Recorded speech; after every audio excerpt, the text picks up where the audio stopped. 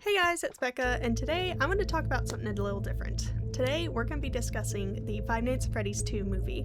This movie was pretty great to watch. I saw it opening day. Well, opening night, I guess. It wasn't the preview day, but it was opening day on the 5th. Of course, I went in my Withered Bonnie costume, and I got a lot of reactions from that too, so that was fun. But I am here to talk about the story of the movies so far. So I think we need a recap of the first one.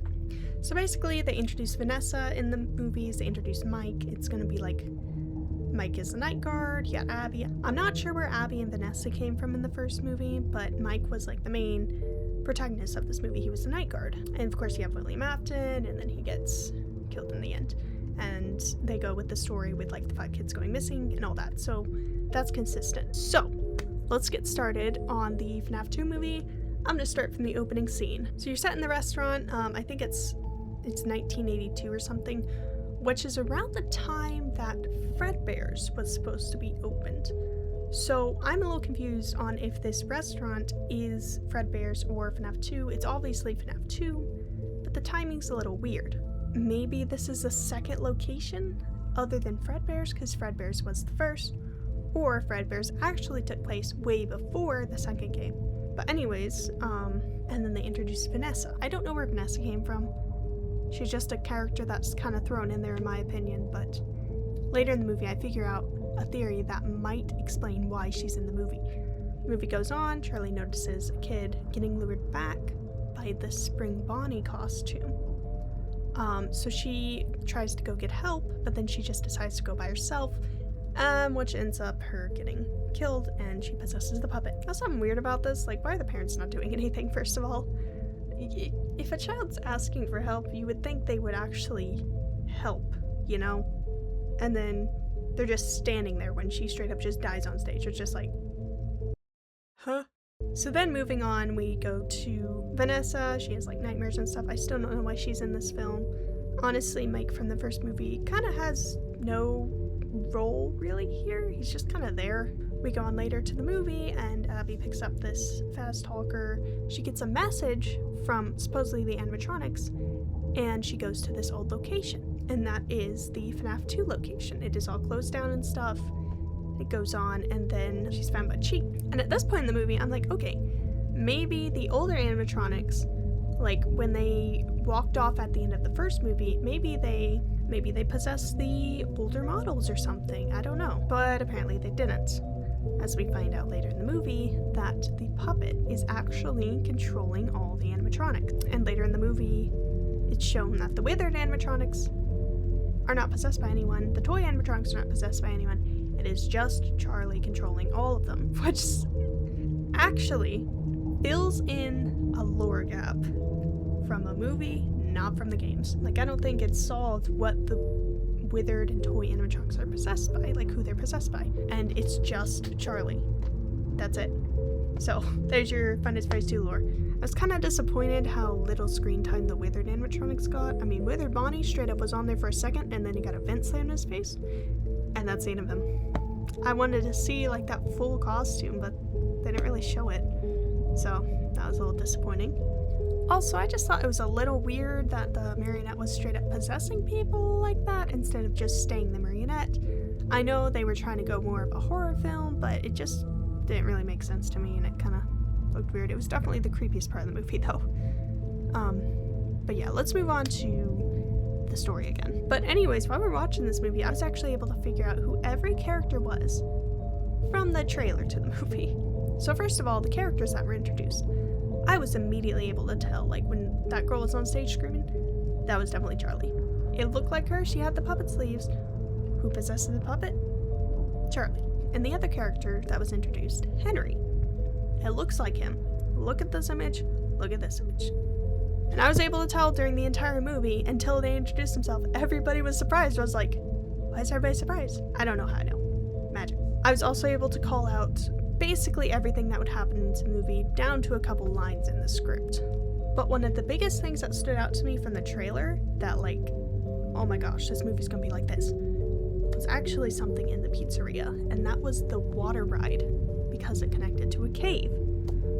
And for that, we're gonna have to go back to the books. So, in the twisted ones, I found, like in the written books, it said there was a cave and a water ride to like a river. But in the books, you can see that she found, like, the building looks like a cave, and you got like a river through the middle of it. You got the, like, all of these images look very similar to the movie. So, that's where I thought, like, okay, they've gotta be doing the book plot. Like, at least in some way. I was hoping that they were gonna go for the books. But the pizzeria itself already looked like the books. So, we're gonna go from there. But here's another thing I want to talk about. I'm just gonna get straight into it. So the FNAF 2 pizzeria like the books. The design's a lot like the books. The characters are from the books, like you got Henry and Charlie.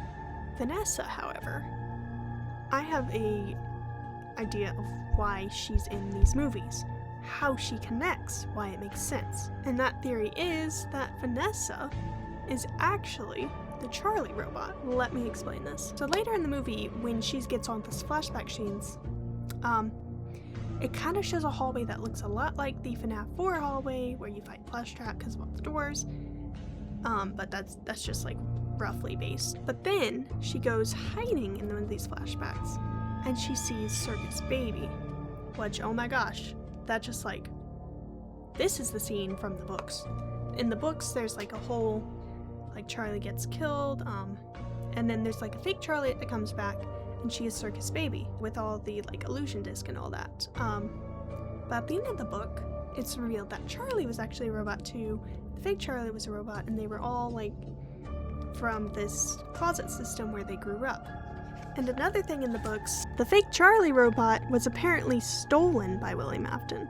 So what if Henry did actually make all of them, and Vanessa is just the other Charlie robot?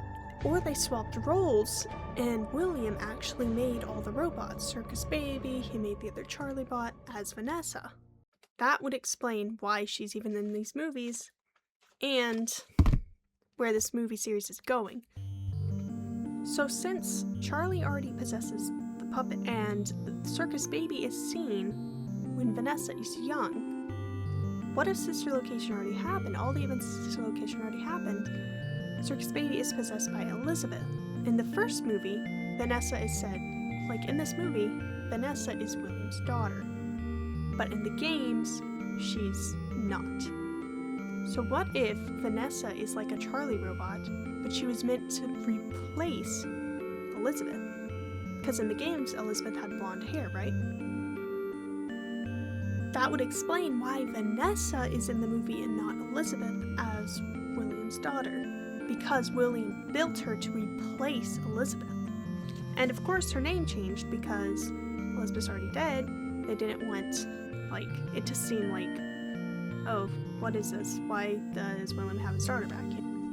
So that's the whole Vanessa thing. So later we are introduced to more characters that I thought, since the movie was kind of drawing a lot of inspiration from the books and the games, I thought they were going to do more books, and that this group was going to be Charlie's friend group. But no, it apparently wasn't. It was just some kids that were going to introduce the characters and get jump scared and show how creepy everything was. But that character that was later introduced as Michael Afton, I thought that that was going to be Dave. That obviously couldn't be William because he's already been spring trapped, so I thought this was going to be like, okay, this is definitely Michael, but they're going to introduce him as Dave, but they didn't. But I noticed something like, why is he so creepy? Straight up antagonist, and I'm not sure if that was accurate in the games or what, because he's kind of the main protagonist in like Sister Location and Pizzeria Simulator, and he's trying to like fix everything, you know? And FNAF 3, right? But anyways, one of my friends who watched the movie as well said that what if he was just entered this whole time? And that would make sense since Sister Location was already shown to be before FNAF 2. Like, why was Circus Baby fully built when Vanessa was younger if they weren't making that pizzeria? So I think the events of Sister Location already happened, Circus Baby's possessed, Michael is like scooped and possessed by Innard, or not possessed, but you know.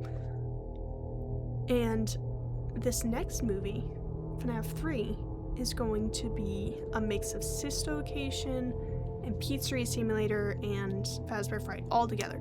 That's what I'm thinking. Fazbear Fright is definitely getting built. FNAF 3 is definitely happening in the next movie. What I think is going to happen since Fazbear Fright burned down is that they're going to combine Pizzeria Simulator and FNAF 3 to finish the movie series. Because we already got Circus Baby, we already got Sistocations done. The only thing next is FNAF Pizzeria Simulator. They're probably going to do it in the same building as Fazbear Fright. That would make sense. They're going to draw all the animatronics. You already got Charlie, you already got all the others. They're going to take all those animatronics, bring them together, burn down Fazbear Fright, and that'll be the end. That's my prediction for it.